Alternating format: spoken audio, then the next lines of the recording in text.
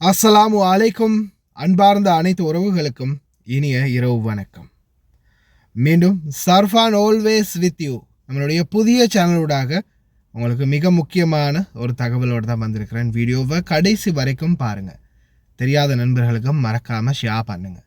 இந்த சேனல் புதிய சேனல், தயவு செய்து நிறைய பேர் சப்ஸ்கிரைப் பண்ணாமல் பார்க்குறீங்கன்னா சப்ஸ்கிரைப் பண்ணிவிட்டு பாருங்கள். அதோட சேர்த்து பெல் பட்டனை முதல் செலக்ட் பண்ணுங்கள். அப்போ தான் நான் போடக்கூடிய ஒவ்வொரு தகவலும் உங்களுக்கு நோட்டிஃபிகேஷன் மூலம் கிடைக்கும்.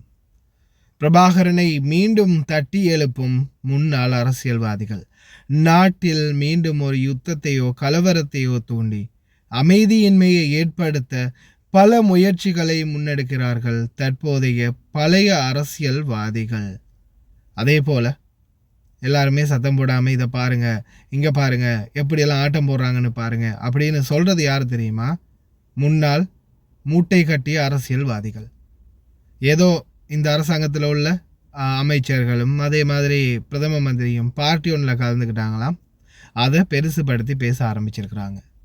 அடுத்ததான் வெளிநாடு வாழ் தொழிலாளர்களுக்கான சலுகைகள், அதாவது இலவச சலுகைகள், 1 லட்சத்திலிருந்து 10 லட்சம் வரைக்கும் சலுகைகள். இந்த மக்களுடைய முகங்களை கொஞ்சம் நல்லா உற்று பாருங்க. ஒரு சில விடயங்களில் உங்களுக்கு அந்த வாய்ப்புகளை தேவையா இல்லையா அப்படின்றத நீங்கள் சிந்திக்கக்கூடிய சூழல் ஒன்று உங்களுக்கே மனதுக்குள்ளே உருவாகும். எல்லா தகவல்களையும் பார்க்கலாம். தயவுசெய்து பொறுமையாக வீடியோவை ஸ்கிப் பண்ணாமல் பாருங்கள். முதலாவது தகவல், இந்த நாட்களில் சமூக வலைத்தளத்தில் வேறு லெவலில் பேசப்பட்டு வர்றது தான் சுமணவீர பண்டார திசாநாயக்க, அதாவது எஸ்பி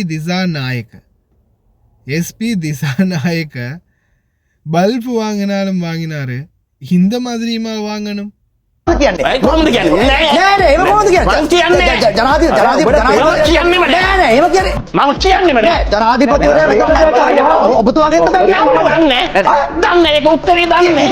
ගෝල්පේසික නායකත්ව ගන්න බැරි නම් එතන ඊට වඩා පෙරටුවාමීන් ශක්තිමත් වෙලා හිටියා. ඒ වගේම එතන LTT එක හිටියා. ඒ වගේම පැහැදිලි LTT ප්‍රධානී විශාල ප්‍රමාණයක් විදේශීය වචනේ පටලවුණාද LTT ද ඩයස්පෝරාද LTT ඩයස්පෝරා තමයි. හැබැයි LTT අදත් ක්‍රියාත්මක වෙන LTT මේ කොළඹ ඉන්න ගෝල්ෆේස් එකේ ගෝල්ෆේස් එක ඇවිල්ලා හිටියා. මම මේ කියන්නේ හත් ඒව කොහොමද කියන්නේ? කොහොමද කියන්නේ? නෑ නෑ ඒව කොහොමද කියන්නේ?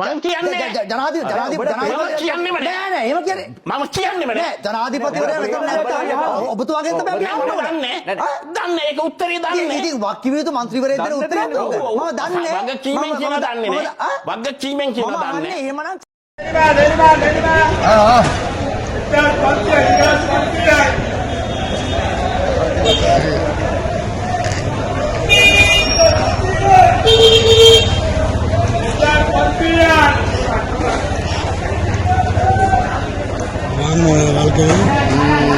பார்த்தீங்க தானே அனுரோட கேமு அடிச்சு அடியில் பாருங்க, பேமெண்ட் எப்படி வாங்குறான்னு. இதுக்கு தான் சொல்கிறேன் எப்படி போட்ட விளையாட்டெல்லாம் எப்படி அனுரோட கேம் பார்த்துக்கோங்க. அமைச்சராக எத்து காட்டி எவ்வளோ அலப்பறை பண்ணினவங்க இன்னைக்கு ரோட்டோரமாக பெட்டி கடையில் போய் ரோட்டு கடையில் நின்று ஆப்பிள் வாங்கி சாப்பிட்றாங்க. எப்படி நிலைமை? வேறு லெவல் பானூர், வேறு லெவல். வெறித்தனம் பண்ணி விட்டீங்க, வேறு லெவல். அடுத்ததா எல்லாமே அடிஞ்சு நொஞ்சு நூலாகி மக்கள் வேணா தேவலை அப்படின்னு புறக்கணித்த பிறகு ஒதுங்கி வீட்டுக்கு போன அரசியல்வாதிகள் எல்லாம் இப்போது மிகப்பெரிய சூழ்ச்சிகளில் ஈடுபட ஆரம்பிச்சிருக்காங்க. அதாவது முதலாவது என்னென்னு பார்த்தீங்கன்னா, இப்போ இருக்கக்கூடிய ஆட்சியில் இருக்கக்கூடிய அரசாங்கம், இந்த அரசாங்கத்தை கவிழ்க்கிறதுக்கும் இந்த அரசாங்கத்தை மக்கள் மத்தியில் மட்டம் தட்டுறதுக்குமான மிக பெரிய ஒரு சூழ்ச்சி முன்னெடுக்கப்பட்டு வருது. அரசாங்கம் நடத்த மாட்டாங்க, டொலர்லாம் மேலே ஏறி போயிடும் அப்படின்னு சொன்ன நேரத்தில் எல்லா அரசியலுக்கும், அதாவது 75 வருட அரசியலுக்கும் சமாதி கட்டி அனைவரையும் மூடி மொத்தமாக படுக்க போட்ட அனுரைக்கு இப்போ அந்த அனுருடைய அரசாங்கத்தில் இருக்கக்கூடிய அமைச்சர்கள், இப்போ ரீசெண்டாக ஒரு பார்ட்டி ஒன்றில் ஹரணி அமரசூரிய அவர்கள் மற்றும் ஒரு சில அமைச்சர்கள், அதே போல் NPP உறுப்பினர்கள், ஒரு சிலர் கட்சியின் தொண்டர்கள், இப்படி ஒரு சிலர் கலந்து கொண்டாங்க ஒரு பார்ட்டி ஒன்றில். இந்த பார்ட்டியை இப்போ நிறைய அரசியல்வாதிகள் மென்ஷன் பண்ணுறது, அதே மாதிரி சில சமூக ஊடகங்களில் பாருங்கள் எப்படி என்ஜாய் பண்ணுறாங்கன்னு பாருங்கள். இதில் என்னடா இருக்குது, நீங்கள் கோடிக்கணக்கில் கொள்ளையடித்ததை விட அவங்க ஒரு பார்ட்டியில் போய் கலந்துக்கிறது தப்பா? ஒரு பார்ட்டியில் கலந்துக்கிட்டாங்களாம், டான்ஸ் ஆடுறாங்களாம், அது தவறு. ஆனால் இவனுங்க கோடி கோடியாக கொள்ளையடித்து குவியலில் வச்சிருக்கிறது அதெல்லாம் தவறு கிடையாது. ஒரு பார்ட்டியில் கலந்து கொண்டால் நாட்டுடைய சொத்து முழு சொத்தையுமே அவங்க அழிச்சிட்டாங்களா, கூறு போட்டு விற்றுட்டாங்களா? இந்த மாதிரி தான் தற்போதைய சூழல் நடந்துக்கிட்டு இருக்குது. அதே போல் அனுரகுமார திசாநாயக்க ஜனாதிபதி அவர்கள் ஜனாதிபதி பதவி ஏற்ற பிறகு பல விடயங்கள், குறிப்பாக யாழ்ப்பாணங்கள்லையும் கூட மக்களுடைய மனதில் நிம்மதியை விதைச்சி கொண்டிருக்கும் இந்த சூழலில் இப்போ சில அரசியல் தந்திரிகள் அதே மாதிரி சில சமூக ஊடகங்கள் ஒன்றிணைந்து மீண்டும் பழைய நிலைமைக்கு தள்ள பார்க்குறாங்க. அதாவது மேதகு பிரபாகரன் அவர்களை மீண்டும் கொண்டு வரணும், தமிழீழத்தில் மீண்டும் பிரச்சனைகளை ஏற்படுத்தணும், யுத்தம் நடக்கணும், அரசாங்கம் கவிழணும், மீண்டும் பிரச்சனைகளில் மக்கள் திண்டாடணும். இதுதான் இப்போ நடக்கக்கூடிய அரசியல் சூழ்ச்சி.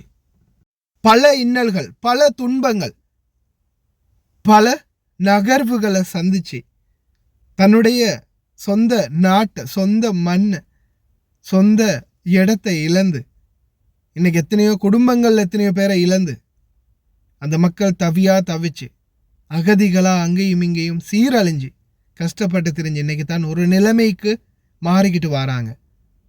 அப்படி இருக்கக்கூடிய அந்த மக்களுடைய மனதில் மீண்டும் புண்களை விதைக்கிற மாதிரி, புண்படுத்தக்கூடிய மாதிரி சில அரசியல் சூழ்ச்சிகளும் அதே மாதிரி சில சமூக ஊடகங்களும் செயல்பட்டு வருது. மாவீரர் தினம் கொண்டாடியதில் பிரச்சனையாம். அதே போல் சிலர் பிரபாகரனை பற்றி போஸ்ட் போட்டது பிரச்சனையாம்.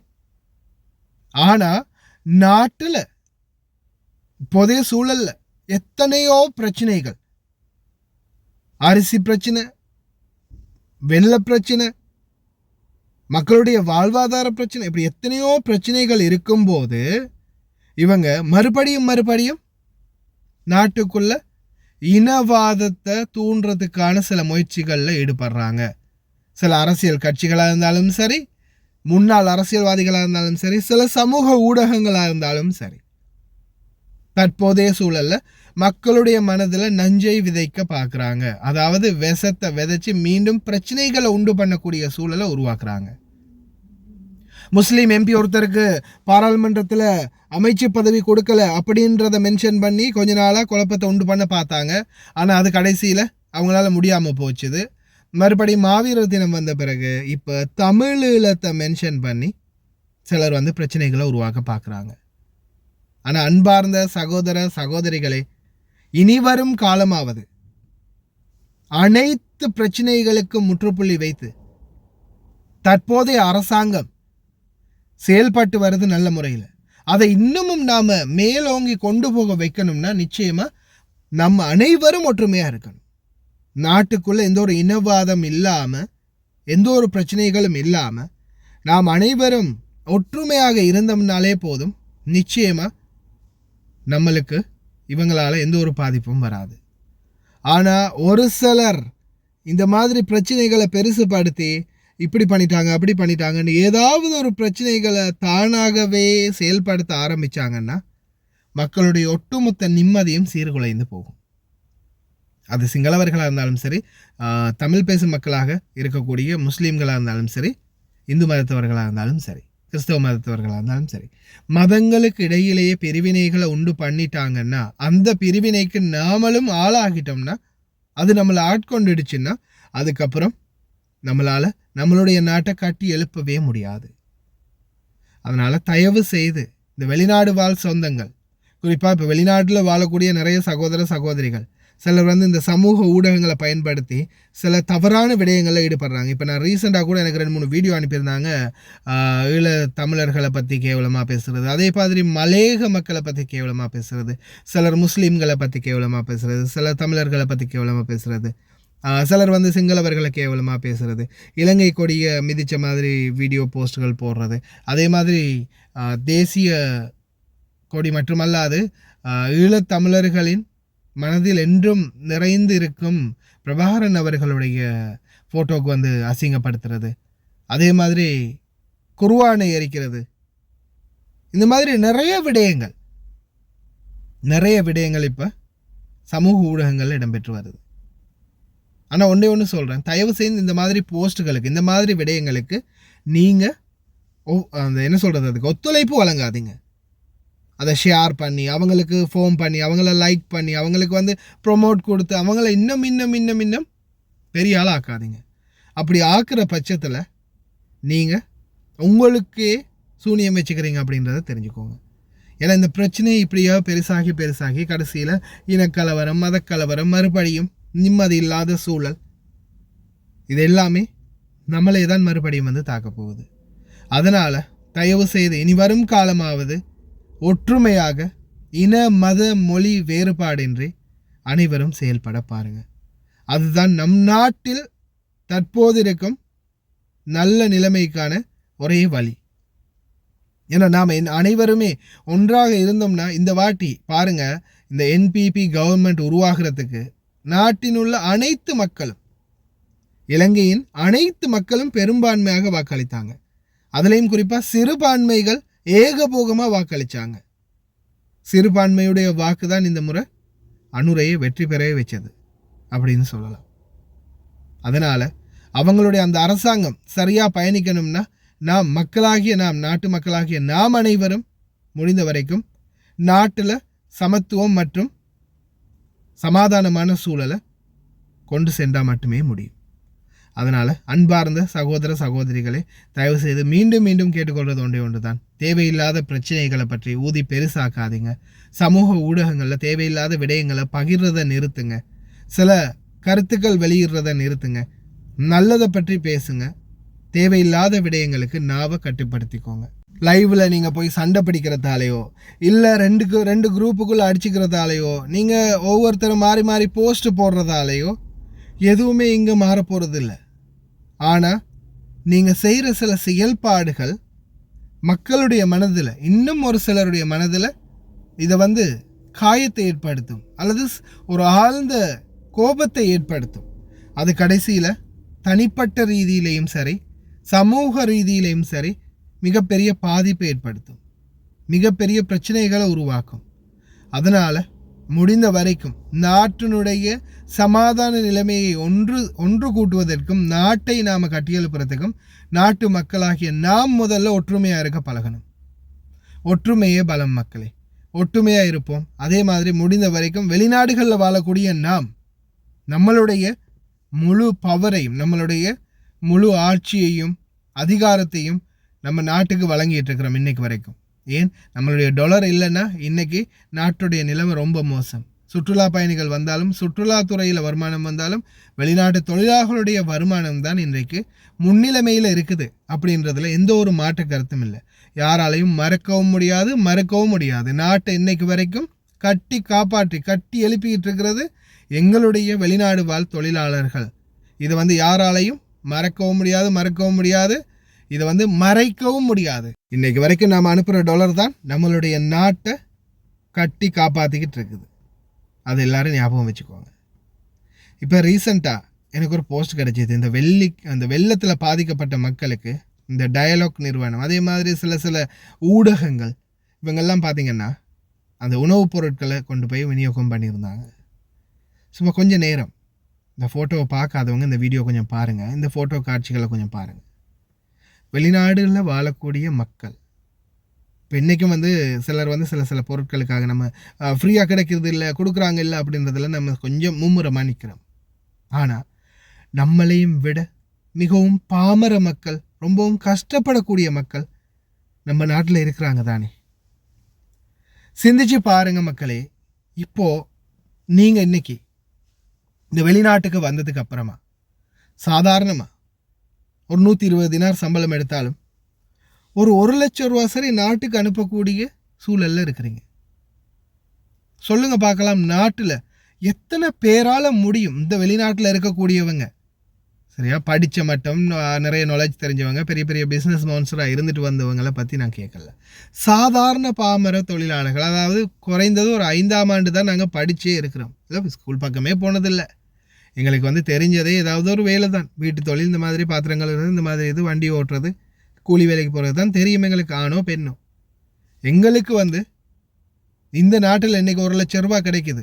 ஆனால் அதே சொந்த நாட்டில் எங்களால் அதே 1 லட்சம் ரூபாயை சம்பாதிக்க முடியும் அப்படின்ற சூழலில் எத்தனை பேர் இருக்கிறீங்க? எத்தனை பேரால் முடியும்? ஒரு கவர்மெண்ட்டுக்கு போனால் முடியுமா? இல்லை ஒரு போய் கடையில் ஒன்றில் நின்னா முடியுமா? 1 லட்சம் சம்பாதிக்க முடியுமா? சொந்தமாக பிஸ்னஸ் பண்ணாலோ ஏதாவது ஒரு வேலை செய்தாலோ வியாபாரத்திலோ இல்லை வேறு ஏதாவது ஒரு முயற்சியில் தான் உங்களால் அந்த மாதிரி சம்பளம் எடுக்க முடியுமே தவிர சாதாரணமாக ஒரு கூலி வேலைக்கு போய் இந்த சம்பளத்தை எடுக்க முடியாது, 1 லட்சம். ஆனால் இன்றைக்கி அல்ஹம்துலில்லாஹ் வெளிநாடுகளில் இருக்கிற நீங்கள் அந்த சம்பளத்தில் அந்த கேட்டகரியில் இருக்கிறீங்க. ஆனால் இன்றைக்கும் எங்களுடைய நாட்டில் ஒரு நாள் கூலி வேலை செய்தால் 200 ரூபாய், 300 ரூபாய், 500 ரூபாய், 1000 ரூபாய், இந்த சம்பள கேட்டகரிகள் இருக்கக்கூடிய பல ஆயிரக்கணக்கான மக்கள் இருக்கிறாங்க இன்றைக்கும். நீங்கள் சிந்திச்சு பாருங்கள். இப்போ நம்ம வெளிநாட்டில் இருக்கிறோம், நம்ம வீட்டுக்கு மாதம் 1 லட்சம் ரூபா நம்ம அனுப்பினாலும் 20 நாள் போகும்போது பணம் போதாமல் போயிடுச்சு, பணம் கிடையாது, பணம் காணாது, இன்னும் வேணும் அப்படின்ற நிலைமையை தானே நம்ம வீட்டாளுங்க சொல்கிறாங்க. ஆனால் அதே பக்கம் நீங்கள் அந்த மக்களை திரும்பி பாருங்கள்.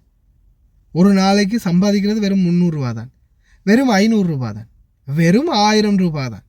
ஆனாலும் ஒவ்வொரு மாதமும் ஒவ்வொரு நாளும் அவங்களுடைய வாழ்வாதாரத்தை சிம்பிளான முறையில் கொண்டுட்டு போயிட்டே தான் இருக்கிறாங்க. சில வீடுகளில் 2 வேளை தான் சாப்பிட்றது, காலை சாப்பாடு இல்லை, ஒரே அடியாக பகல் சாப்பாடு, அடுத்தது நைட் சாப்பாடு, தேநீர் இடைவேளை, அந்த மாதிரி எதுவுமே இல்லை.